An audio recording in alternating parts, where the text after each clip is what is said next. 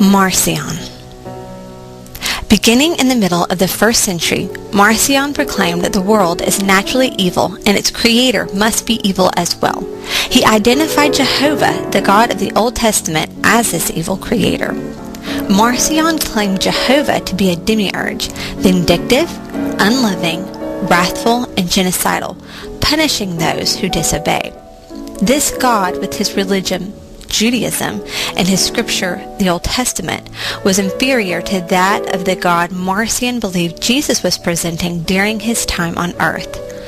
Jesus was presenting the Supreme Father, who only wanted a spiritual world, who is above all things, including Jehovah, and who freely gives salvation seeking only love and not obedience.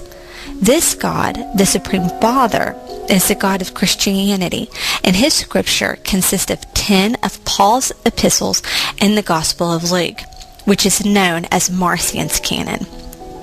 This God will have no ending judgment, but will simply forgive everyone.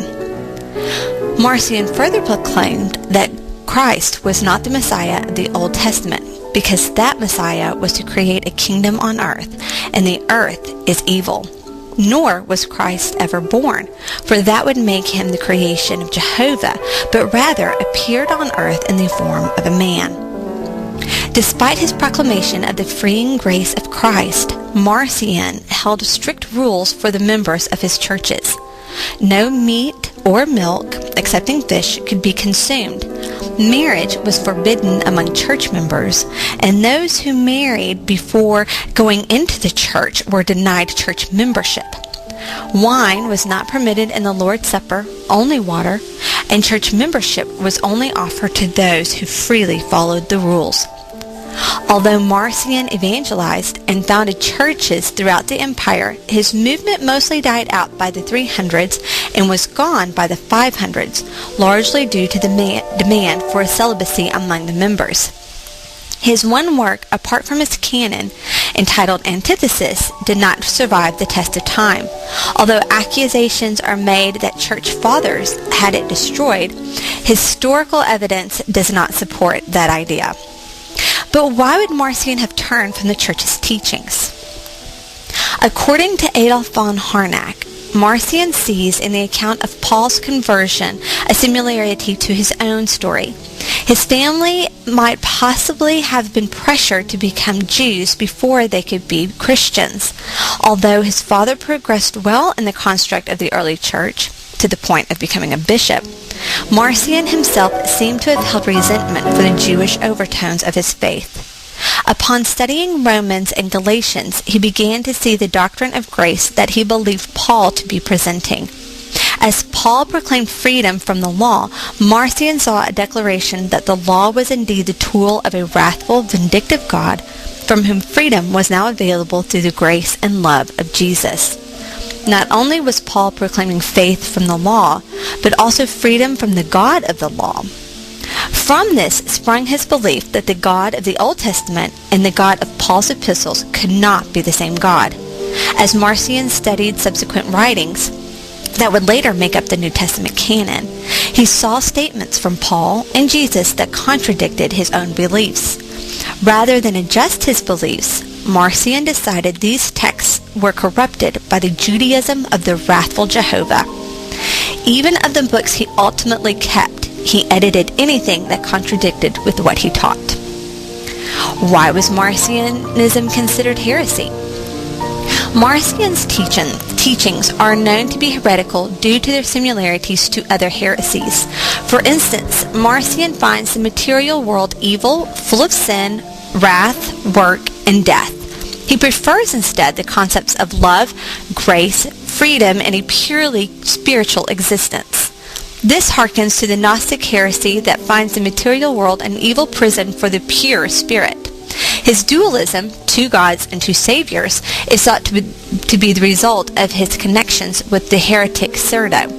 His proclamation that Jesus was not born, but rather appeared in the form of a man, is also found in Docetism.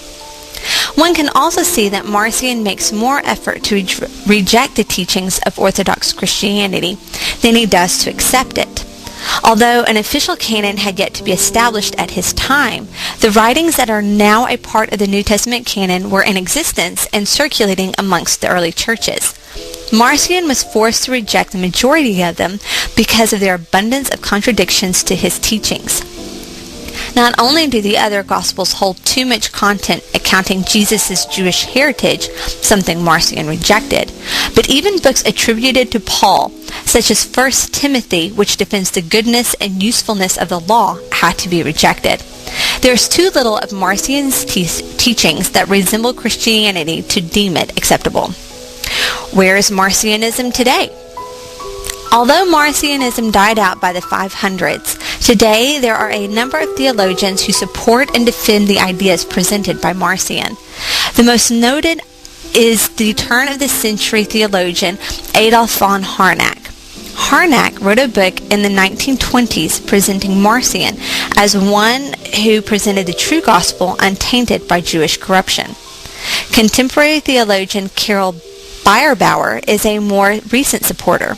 Both gentlemen will argue that the Orthodox Church suppressed Marcionism and colored the facts of history to support its own teachings.